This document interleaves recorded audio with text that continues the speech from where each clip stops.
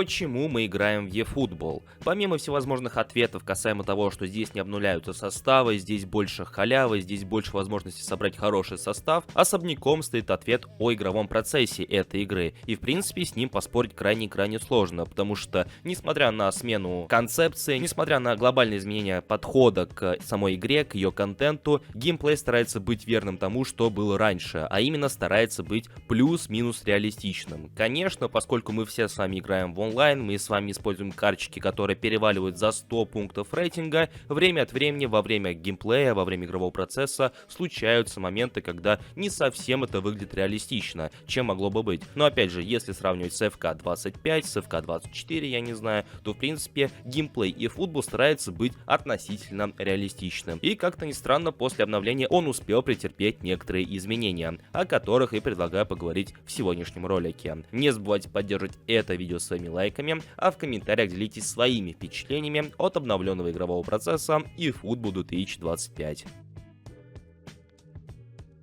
Самое главное, что стоит вынести из обновленного геймплея после обновления, так это тот факт, что в эту игру нужно учиться играть заново. И это я говорю с хорошей точки зрения, нежели с плохой, потому что как минимум после апдейта заметно изменились отскоки. Поэтому всем игрокам от мала до велика, от обычных зевак до каких-то киберспортсменов придется заново учить те же самые тайминги. Лично для себя делю тайминги на два типа. Это общие тайминги, которые мы так или иначе все используем, даже может быть не совсем осмысленно, но тем не менее, и тайминги непосредственно для тех же самых киберспортсменов, которые и позволяют им иногда оставаться на несколько шагов впереди. И после обновления эти самые тайминги нужно учить заново, потому что как минимум изменились отскоки, изменилась физика взаимодействия с мячом и изменилась физика контакта. Konami продолжают убирать некогда новые фишки, которые они завозили еще в 2021 году с первым релизом eFootball, и сейчас я говорю про ручной корпус, который у нас был доступен на L2, и теперь игра вернулась к автоматическому корпусу. Футболисты сами определяют, когда им необходимо прикрыть мяч своей спиной или же плечом. С одной стороны, это несколько упрощает дело, но с другой стороны, я всегда был поклонником ручного корпуса, еще со времен игры в FIFA. И как по мне, в 16-й, в 17-й части FIFA ручной корпус был сделан именно что образцово. Но в случае с eFootball ручной корпус работал совсем другим образом, и точно так же как FIFA им играть не получалось. И поэтому отказ от этого ручного корпуса, он имеет под собой основание. Но, как по мне, они лучше бы довели его до ума, нежели вырезать полностью и отдавать на откуп искусственному интеллекту.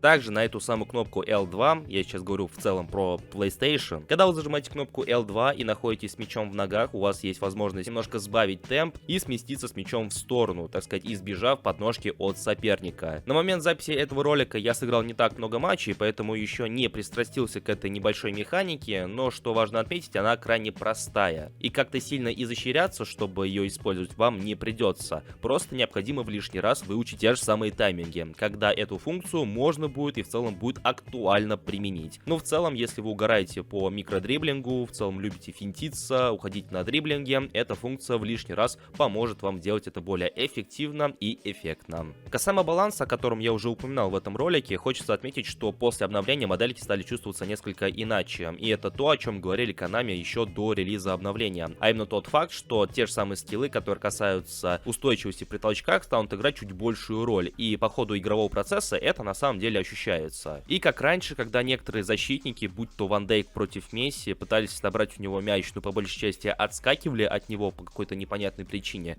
таких ситуаций стало меньше. Я не могу гарантировать и обещать, что подобных ситуаций вообще не происходит, потому что это как-никак геймплей, это гандикап, и никогда не предугадаешь. Но как мне кажется, исходя из того, что я успел заметить, таких ситуаций стало намного и намного меньше. Также на данный момент, возможно, в будущем это пофиксят, но после обновления стали активнее залетать дальние удары, и в целом удары издалека стали чуть более опасными. И если в лишний раз вы любили спамить теми же самыми ударами из-за штрафной, то в принципе у вас повышаются шансы, чтобы провести какую-то опасную атаку или даже забить гол. Повторюсь, отскоки стали чуть менее предсказуемыми и стали более непривычными, из-за чего любой отскок теперь может еще заметнее изменить ход встречи. Ну и трудно не заметить, что по ходу игрового процесса появились новые анимации, которые отсутствовали ранее. Это отчетливо заметно, например, при передачах, когда вы толкаетесь корпусом с защитником или когда футболисты бьют поворотом, мяч как-то стал иначе крутиться, они опять же иначе стали подстраиваться под все это дело и в принципе заметны новые анимации.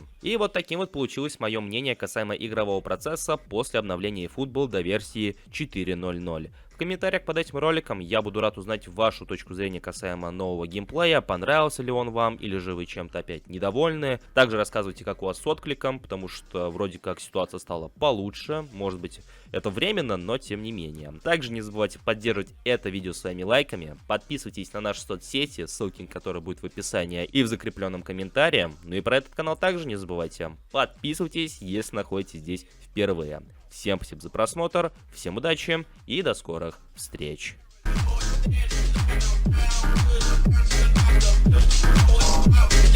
Hey.